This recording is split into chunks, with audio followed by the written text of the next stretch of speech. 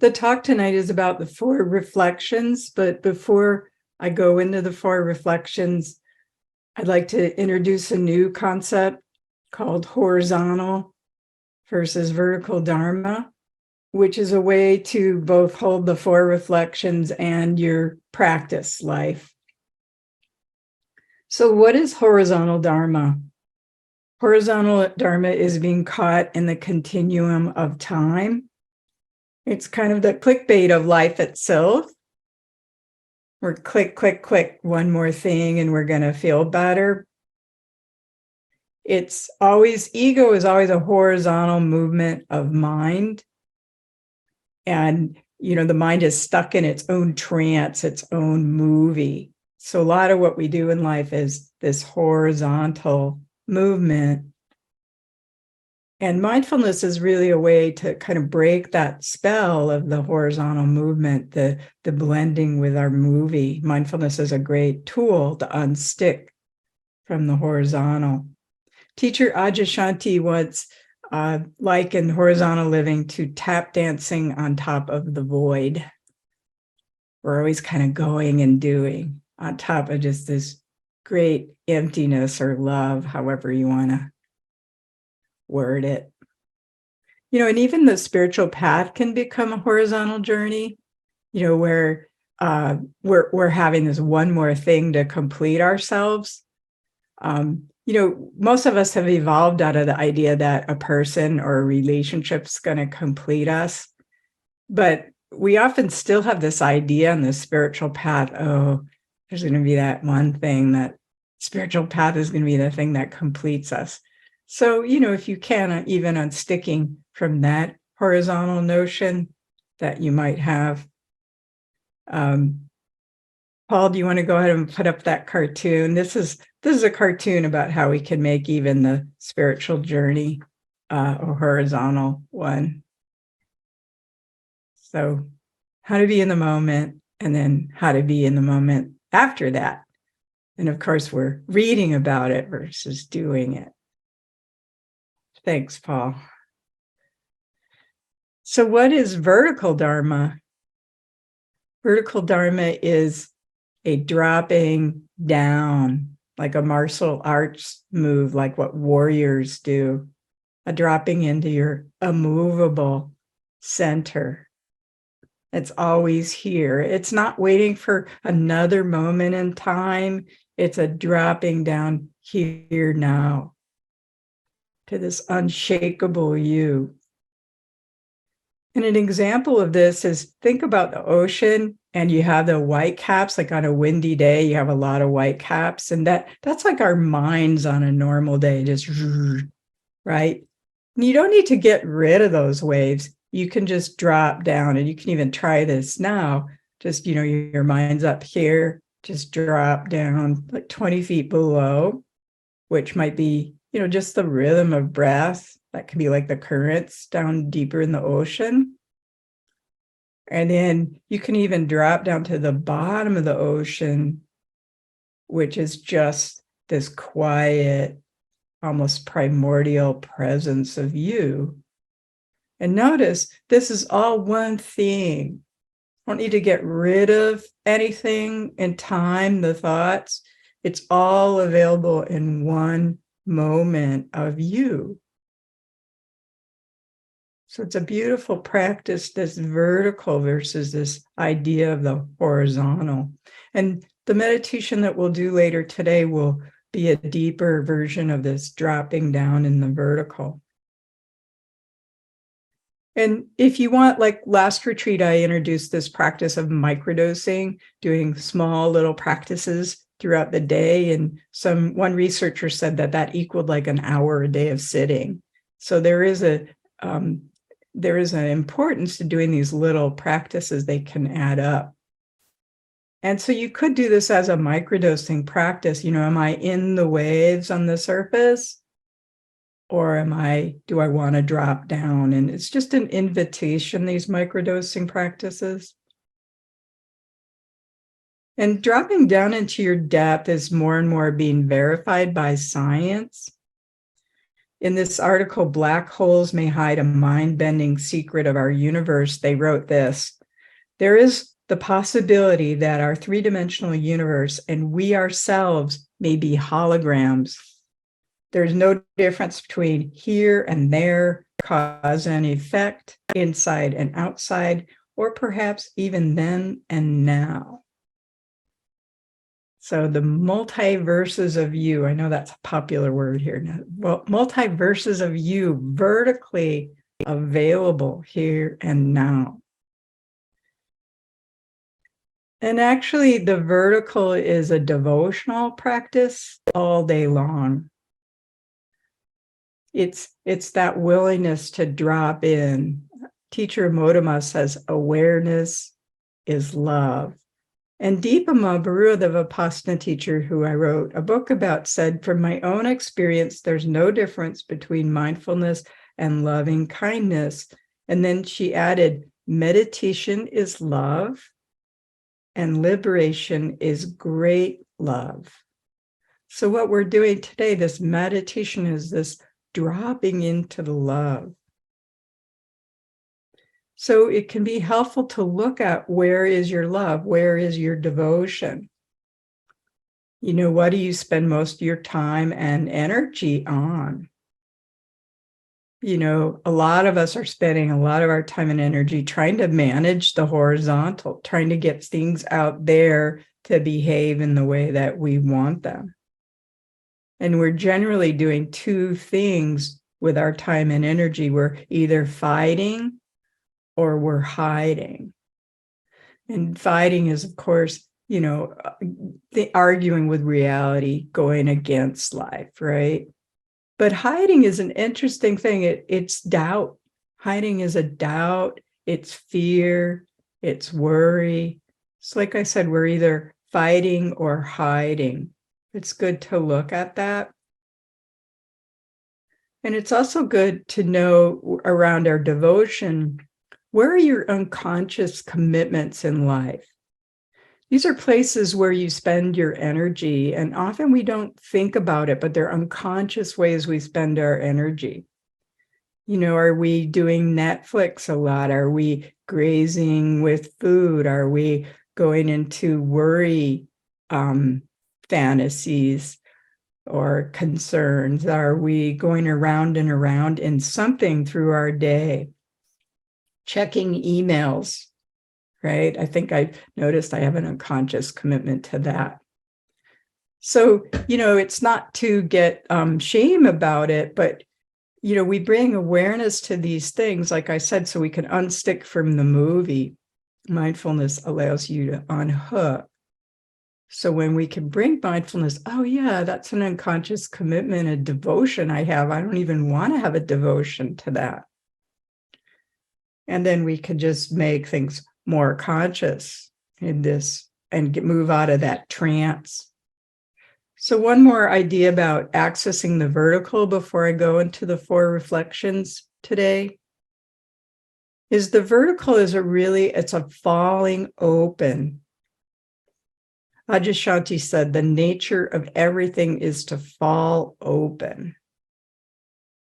So if there's anything I want you to get from the talk today, I want you to think about this falling open. And often we're like a fist in life. Again, so this is the fighting or the hiding. Fist obviously is fighting. Hiding is a fist, because remember how turtles do this? They kind of clench and hide. So just, you could even try this now, you know, see how it feels when you're in this mode of fighting or hiding, which is our normal state with most things. And then you can just open the hand and notice how different that feels, just opening the hand from that clench to open, just feeling the difference. I know one of my friends who's a hospice nurse, he helped a woman die by just showing her she didn't know how to let go. And so he had her clench her fist and open her hand, clench her fist. And she died like within a few hours after he taught her that. So we're so clenched, we just don't know how to open. So throughout the day, if you do a microdosing practice, is another one you can do. Just watch it. Are you this? And then just do that. This and do that constantly throughout the day. Just open your hand. It's making ourselves more porous so life can flow through us.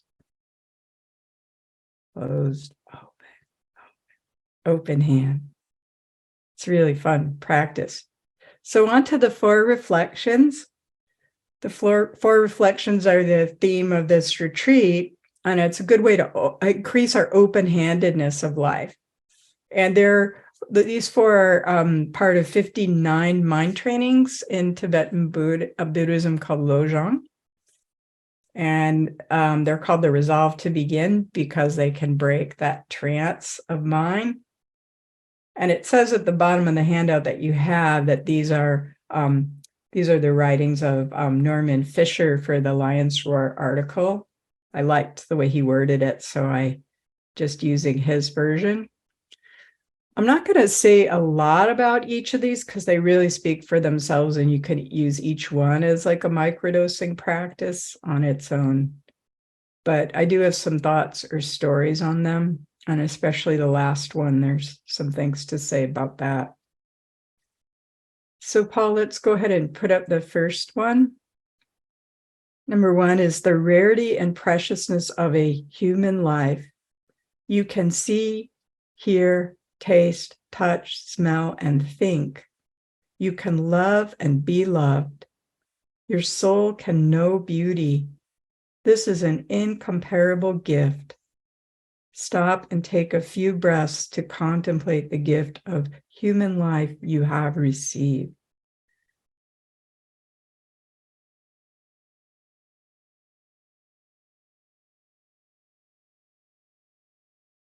So that really speaks for itself, this precious human birth. And a student sent me a poem called Tori Zenji's Bodhisattva Vow from the Zen tradition. And there's a line in there that's really beautiful that kind of relates to this first reflection. He says, realizing that we are the Buddha and knowing the mysterious truth of the Buddha, we ourselves know that our daily food, clothing, and shelter are the warm body and beating heart of the Buddha. Our daily food, clothing, and shelter are the warm body and beating heart of the Buddha. So this is really a gratitude practice, and it's a wonderful thing to do throughout the day, this preciousness of human birth. And then we have the second training. Death is inevitable and unpredictable.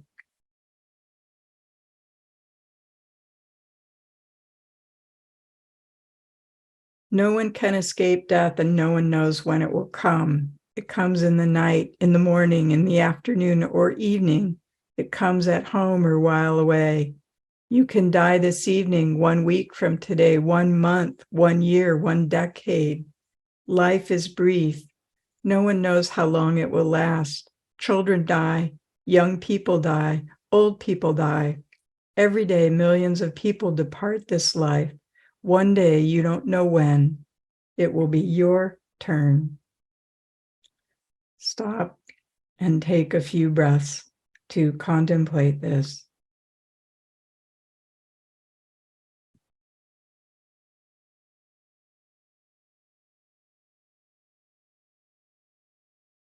At any moment, we can die.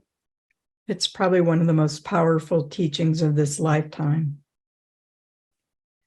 And really, you don't have to wait till death. You can see that thoughts and emotions are constantly arising and ceasing, being born and dying. The composite you right now is arising and ceasing. So there's this death every moment. And it can be good to look at, this, everything's arising and ceasing in what? So death is a teaching on the deathless. I have a dear friend and colleague who's dying right now, and she's on the young side, and she was quite healthy a year ago, completely healthy, and now she's on hospice and has only a few months to live. And so death has been in the foreground for me. And also Deepama's daughter, Deepa, died just a few months ago suddenly unexpectedly of a heart failure. So there's all these reminders. I'm sure you have your own of how death can come at any time. And as a spiritual support person to my colleague, I've been helping her focus on what is here now that does not die. What's here now that does not die? And even when the body and mind goes, what will remain? And these are good reflections at any stage in life. What doesn't die? What will remain? The deathless.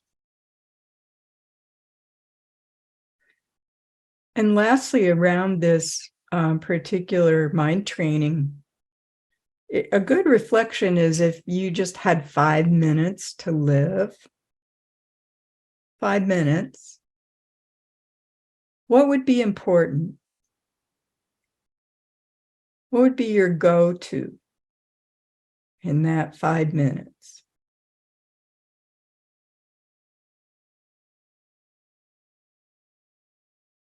And know this and make this your devotion rather than those unconscious commitments. We generally, the 5 minutes, we're not going to go to checking emails. Your unconscious, your go-to with 5 minutes is probably truth or love or peace. So make this your devotion. So this death teaching is what doesn't die and what's truly important.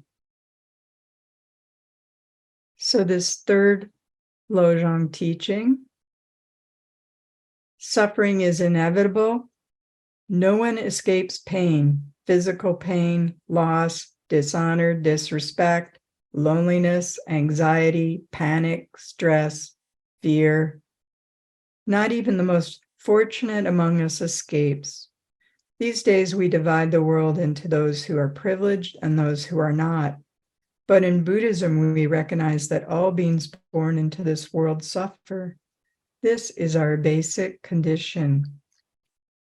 Stop and take a few breaths to contemplate this.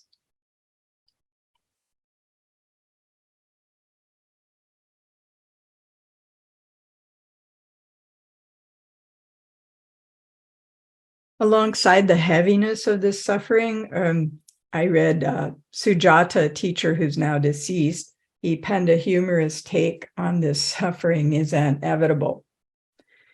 He wrote this: basically, life is unsatisfactory because 1, it's not perfect. 2, we have only 2 weeks of vacation a year. 3, our joys are impermanent. 4, no one gets out alive.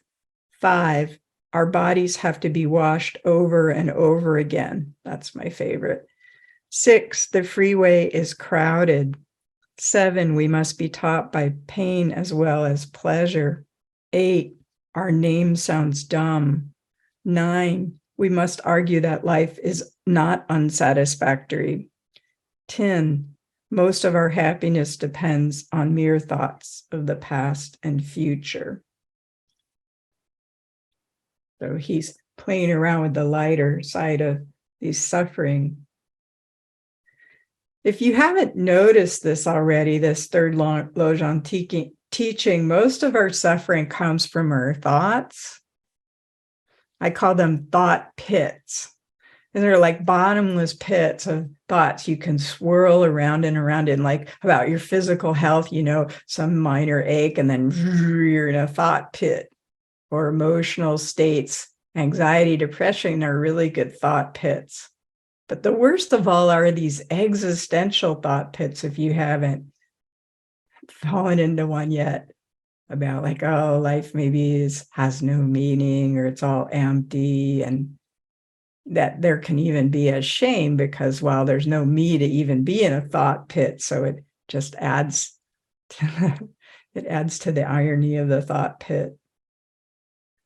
So most of our spiritual practice is navigating these thought pits, and really all you can do is label that you're in a thought pit, know they're here, try to not blend with them completely. And also when we get in suffering, a really important key is to know that you as the awareness you is always bigger than whatever's happening in it, than the thought pit itself. So you as the bottom of the ocean can hold the waves and the breath. You're all of it. You're all of it. Awareness itself is bigger than any mind state. And Sogyal Rinpoche has a chant about thought pits, and you could microdose on that chant. I know some people do. They do it over and over again. And his chant goes like this: rest in natural great peace, this exhausted mind beaten helplessly by karma and neurotic thought, like the relentless fury of pounding waves in the infinite ocean of samsara. Rest in natural great peace, this exhausted mind.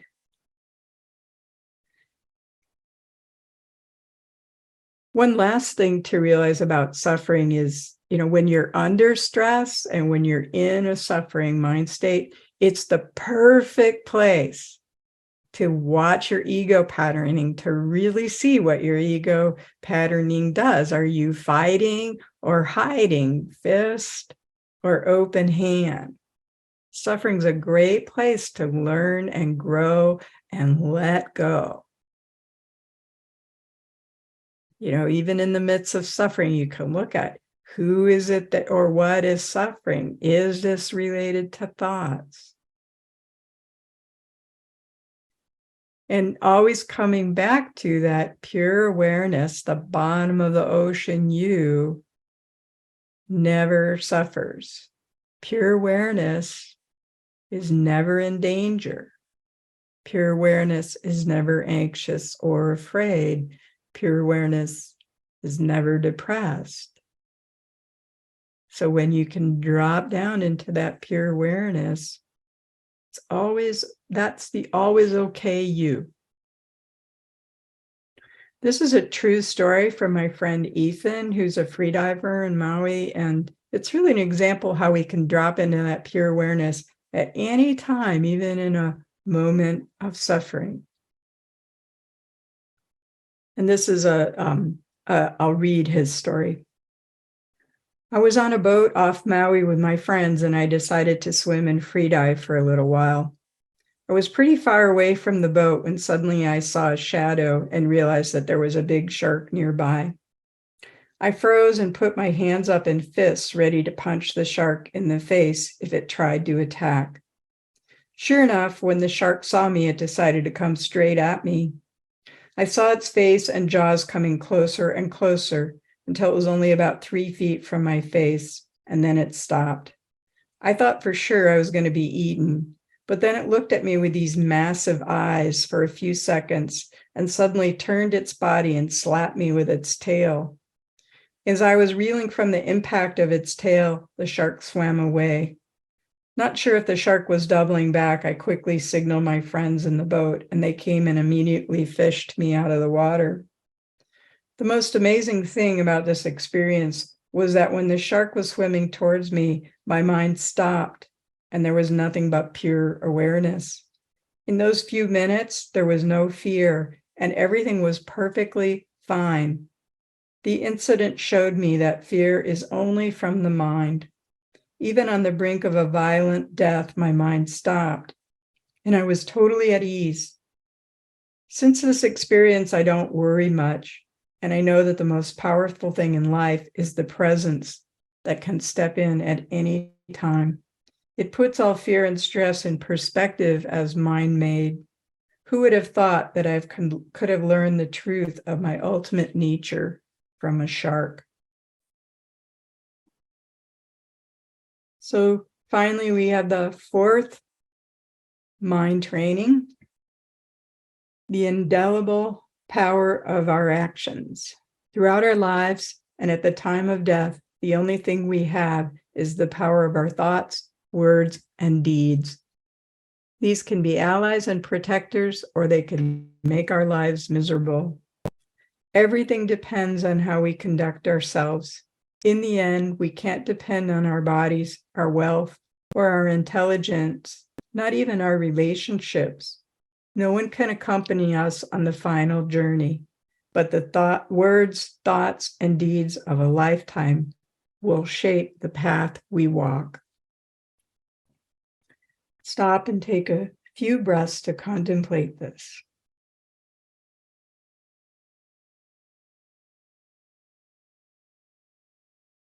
Again, this is looking at our devotion.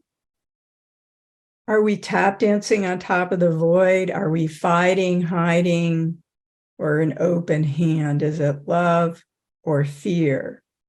Your true nature as loving awareness has no resistance. I worked as a dialysis social worker here on Maui, and I met a Hawaiian woman in the clinic who really was a complete example of these thoughts, words, and deeds being the ultimate nature. She and her husband had raised over 100 foster children, and they'd adopted 12 of them.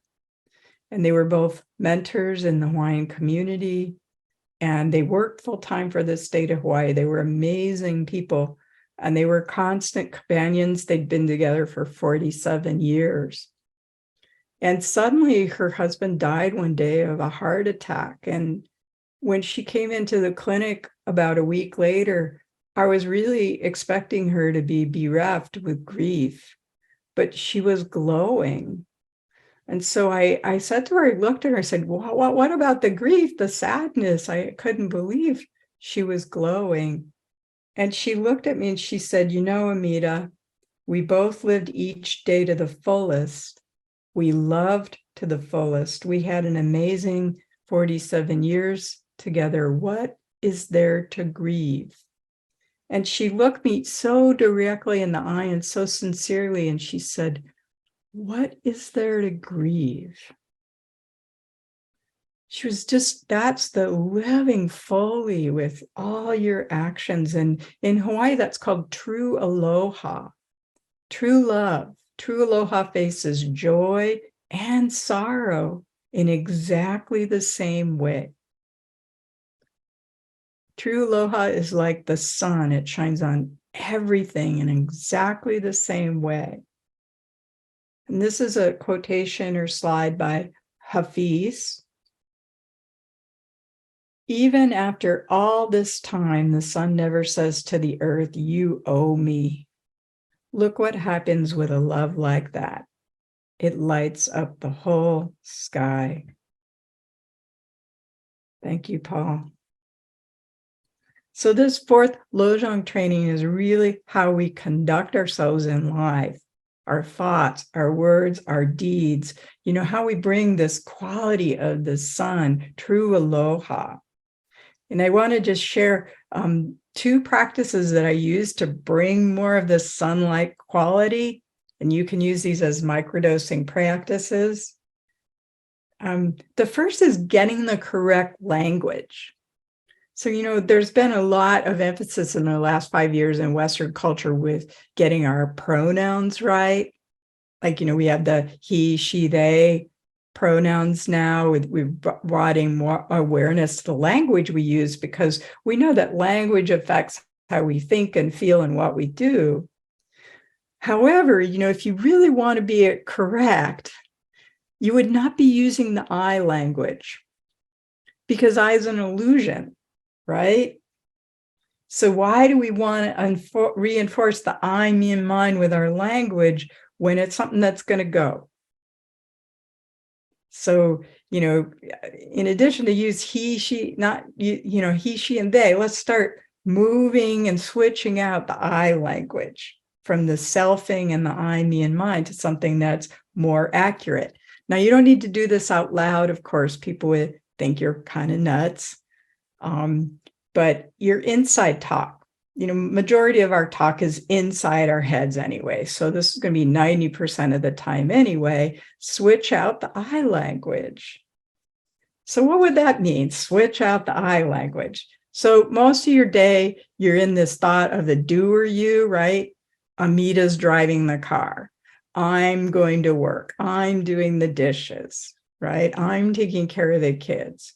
So switch that out and replace with really a more correct pronoun or more enlightened wording, which is the presence is doing the dishes. Awareness is driving the car. Infinite love is going to work. And play around with this if you feel so called to do so. And it's really fun to see which pronouns you use. It really can change how you feel. That there's this drudgery of self that we feel when we're the doer. And this just so lightens things up when you play out with the correct pronouns. So instead of even right now, try it right now. I'm listening to this talk, maybe it takes a lot of work. Awareness is listening to this talk. Total different feel, right? Infinite love is listening to this talk. Wow, that's fun. So play around.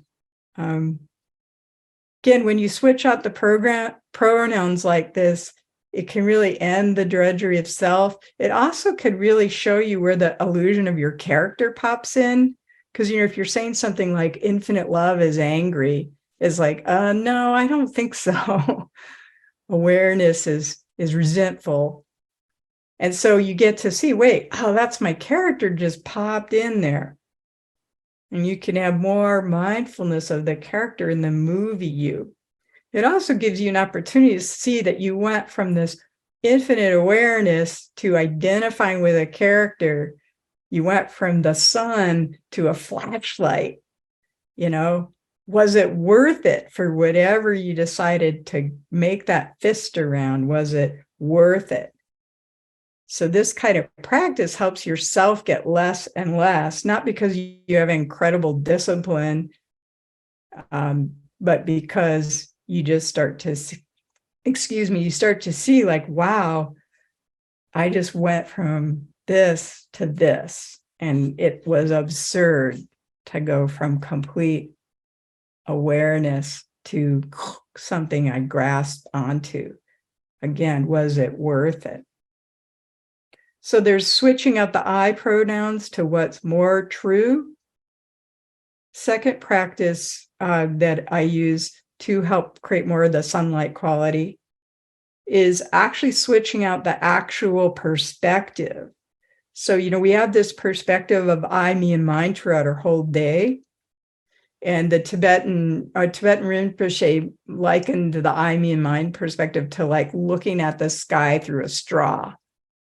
So all day long, we're looking at the sky through a straw. We're still seeing the sky, but imagine you take away the straw. So much more relaxed. Get to see so much more than this limited view of the me perspective. So one way you can switch out this I, me, and mine perspective is ask yourself this simple question throughout the day. How would awareness see this right now? It switches out of you. And it's really fun. You could try this even right now. As you're looking around your room or at the Zoom screen, you've got how you see it. How would awareness itself see this? And like I said, you can use infinite love. How would infinite love see this right now? It's really fun to try in a stressful situation. Like if you go into a crowded restaurant and you're feeling like a little overwhelmed, That's the me perspective. I'm overwhelmed. You can switch it. How would awareness see this? And often when you do that, you're like, oh, awareness sees every person in the restaurant as amazing. Or it's just seeing the whole gestalt of the restaurant and it's relaxed in that. How would awareness watch the news versus how do you watch the news? It just gives you a whole new perspective that's more open.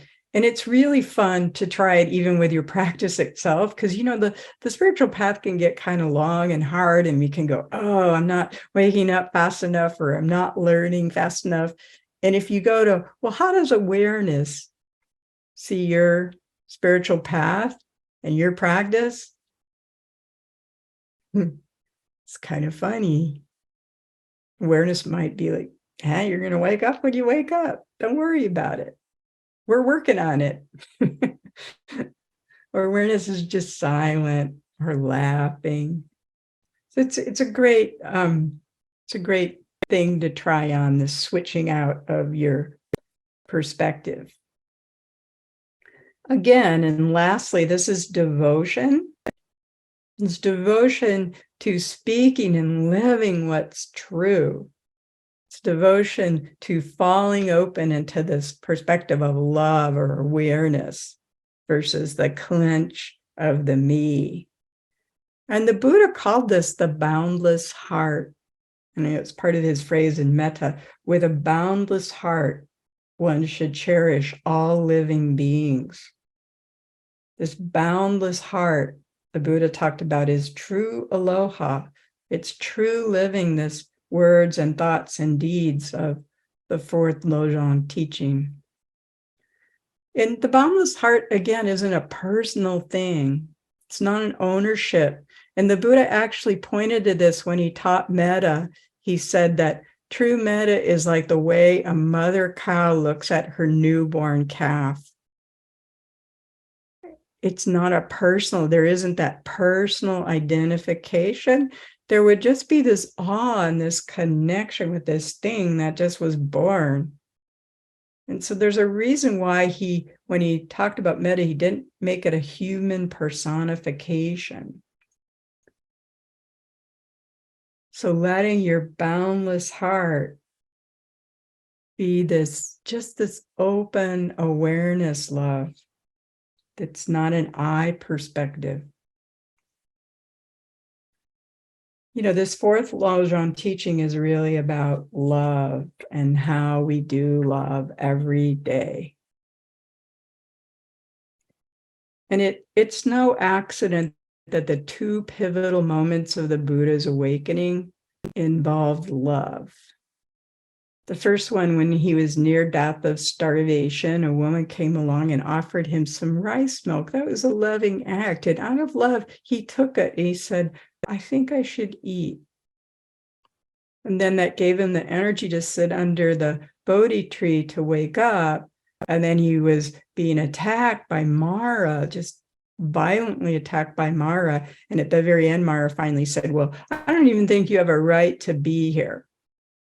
The ultimate attack. You shouldn't even exist.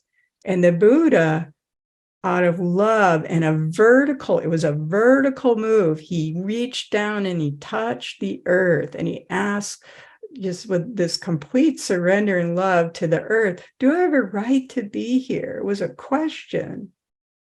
And the earth responded resoundingly with love. Yes, you have a right to be here. So it completed the Buddha's journey with these acts of love. You have a right to eat. You have a right to exist. And that's what helped him wake up. And I'd like to close the talk with this story of a real life example of the fourth Lojong teaching and these acts of love and how important they are.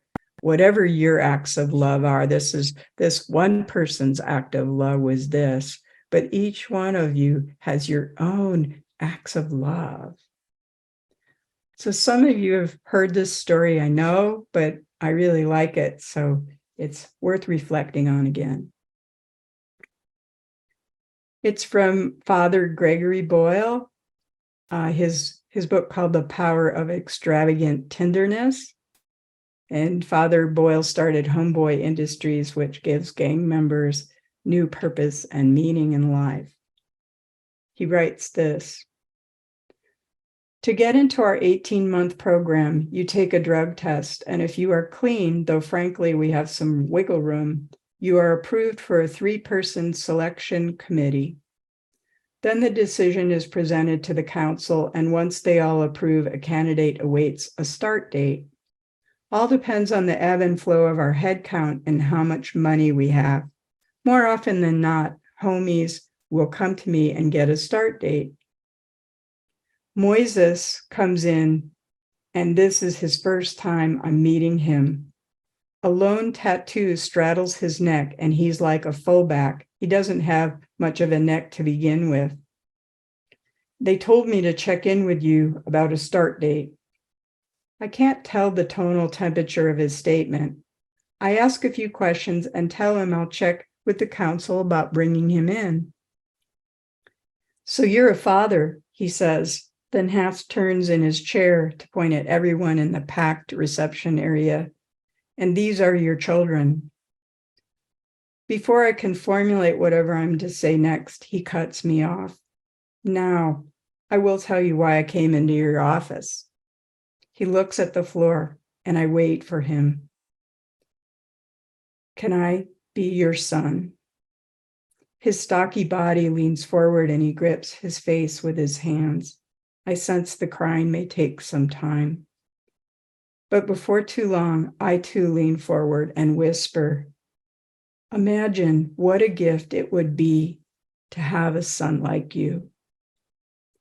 The crying accelerates, and I let him be. Finally, he looks at me, and I hand him several Kleenex. The one thing, he says, that is the one thing I only ever wanted to hear from my own father. So this is this gift of love in thoughts and words and deeds. Let's sit for a minute.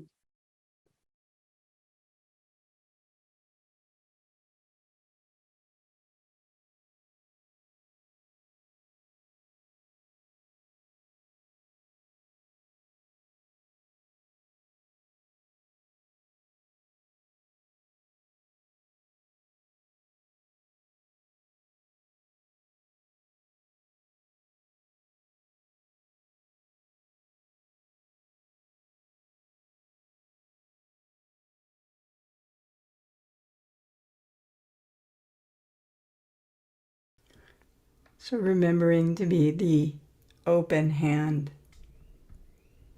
not the fist. Everyone you meet, the awareness, infinite love as you, as your perspective.